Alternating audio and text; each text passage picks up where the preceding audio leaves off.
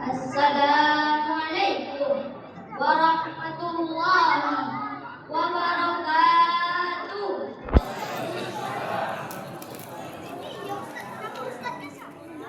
Selamat malam Bapak, Ibu, serta teman-teman yang dirahmati oleh Allah. Nama ana Ardanul Khair dari MI Zafir Cendekia, Pekanbaru. Ramadan 2026 ini zamannya sudah serba AI. Tapi ibadah nggak boleh pakai robot ya, harus usaha sendiri. Maka dari itu anak hadir di sini untuk mengajak kita, khususnya abang-abang dan teman-teman, supaya gak cuma jago pusreng di game, tapi juga jago pus ibadahnya di bulan Ramadan ini. Siap ya semua? Alhamdulillahirabbil alamin. Segala puji bagi Allah Subhanahu wa taala yang telah memberi kita nikmat iman, Islam dan kesehatan, sehingga kita bisa dapat berkumpul di rumah Allah yang mulia ini. Salawat dan salam semoga selalu tercurah untuk junjungan kita, yaitu Nabi Muhammad sallallahu alaihi wasallam, pada keluarga, sahabat dan pengikutnya sampai akhir zaman. Jamaah yang dirahmati oleh Allah, pada kesempatan yang mulia ini ana ingin menyampaikan sedikit tausiah tentang pentingnya menjaga sholat. Sholat itu tanda bahwa kita bersyukur kepada Allah. Saat kita sholat, sebenarnya kita sedang berbicara dengan Allah. Apalagi saat kita sujud, itulah saat kita paling dekat dengan Allah. Allah Subhanahu wa taala berfirman dalam surah Al-Ankabut ayat 45 yang berbunyi, Bismillahirrahmanirrahim. Inna sholata tanha 'anil fahsya'i wal munkar. Sesungguhnya sholat itu mencegah dari perbuatan keji dan mungkar. Dari ayat ini kita belajar sholat bukan hanya kewajiban, tetapi juga pelindung diri kita dari perbuatan yang tidak baik. Bagaimana sholat itu mencegah? Yang pertama, sholat membentuk karakter. Ketaatan dalam sholat menular ketaatan lain, seperti berbakti, menjaga silaturahmi dan menghindari kebencian. Yang kedua, sholat mendorong kebaikan. Ketaatan dalam sholat menular. Yang kedua, sholat mendorong kebaikan. Sholat melatih diri kita untuk ikhlas, bertakwa dan memohon petunjuk, seperti dalam surah Al-Fatihah yang menguatkan keinginan berbuat baik.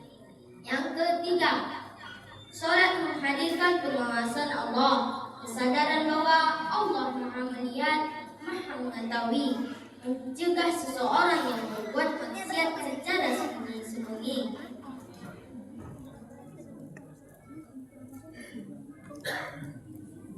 Rasulullah sallallahu alaihi wasallam bersabda, Inna awwala ma yuhasabu bihi al-'abdu yaumal qiyamati min amalihi salatu.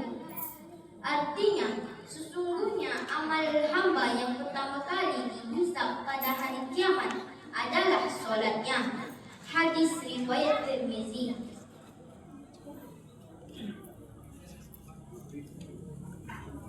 Kalau tiang rumah roboh, rumahnya juga roboh. Begitu juga lah dengan hidup kita. Kalau sholat kita rusak, rusaklah urusan kita. Tetapi kalau sholat kita baik, insya Allah hidup kita juga baik. Jamaah yang dirahmati oleh Allah,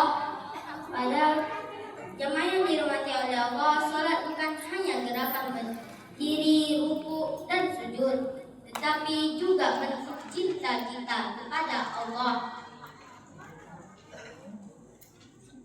Saat sholat kita sedang berbicara dengan Allah, apalagi saat kita sujud. Itulah saat kita paling dekat dengan Allah. Karena itu, jangan sampai kita malas sholat. Kadang-kadang dipanggil makan, kita cepat sekali datang. Nak, ayo makan. Langsung jawab, iya bu. Tapi kalau dipanggil sholat, nak, ayo sholat dulu. Jawabnya, bentar ya bu, satu level terakhir gini. Tahu-tahu imamnya sudah salam, tidak juga dilaksanakan. Padahal Rasulullah Shallallahu Alaihi Wasallam bersabda, "Bainar rajuli wa bainash syirki wal kufri tarkus shalah." Pembatas antara seseorang dengan syirik dan kufur adalah meninggalkan sholatnya. Hadis riwayat Muslim.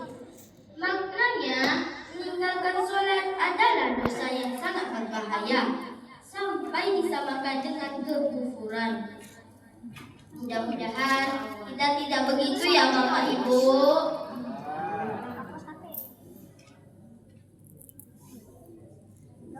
Mulai sekarang yuk kita berlomba-lomba menjadi orang paling cepat menjawab panggilan azan.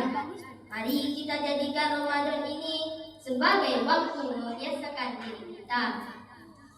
Sholat 5 waktu dan tepat waktu, tidak menunda-nunda sholat dan khusyuk saat sholat. Insya Allah kalau kita menjaga sholat, Allah juga menjaga kita. Bulan Ramadan adalah bulan latihan, latihan menahan diri, latihan bersabar, dan latihan memperbaiki sholat kita. Kalau selama ini kita sholatnya terlambat, maka di Ramadan ini kita harus tepat waktu. Kalau selama ini kita sholatnya cepat sekali, baru rukuk bentar sudah berdiri lagi, maka di Ramadan ini kita belajar lebih tenang dan khusyuk. Sekian tausiah yang Ana sampaikan. Apabila ada kata yang kurang terkenal, Ana mohon maaf. Billahi taufiq wal hidayah.